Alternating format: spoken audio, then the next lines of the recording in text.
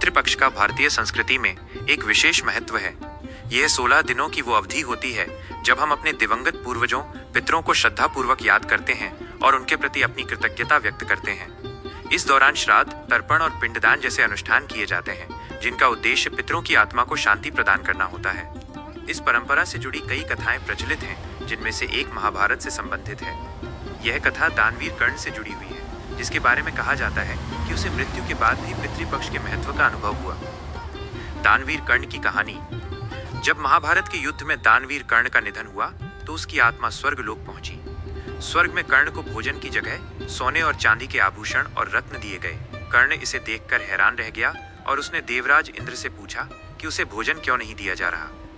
इंद्र ने कर्ण को बताया कि उसने जीवन भर सिर्फ सोने चांदी का दान किया, लेकिन कभी अपने पूर्वजों को भोजन या जल का दान नहीं किया। कर्ण को यह सुनकर अपनी गलती का एहसास हुआ और उसने इंद्र से इसका कारण पूछा।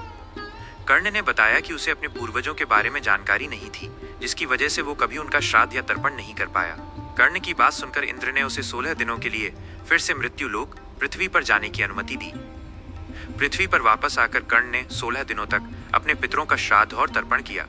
उसने जरूरतमंदों को भोजन और जल दान किया, जिससे उसके पितरों को शांति मिली। इन 16 दिनों को ही पितृपक्ष के रूप में जाना जाता है। इस अवधि में किए गए तर्पण और दान से पितरों की आत्मा को मुक्ति मिलती है और वे संतुष्ट होते हैं। पितृपक्ष का महत्व। ये कथा हमें ये सिखाती है कि हमारे पूर्वजों का सम्मान करना और उनकी शांति के लिए प्रयास करना कितना महत्वपूर्ण है। पितृपक्ष के दौरान किए जाने वाले अनुष्ठान न केवल पितरों की आत्मा को शांति प्रदान करते हैं, बल्कि इससे हमारा जीवन भी सुख समृद्धि से भर जाता है। ये माना जाता है कि जो व्यक्ति अपने पितरों का श्राद्ध, तर्पण और पिंडदान करता है, उसके जीवन में आने वाली बाधाएं दूर होती हैं और उसे अपने पूर्वजों का आशीर्वाद प्राप्त होता है।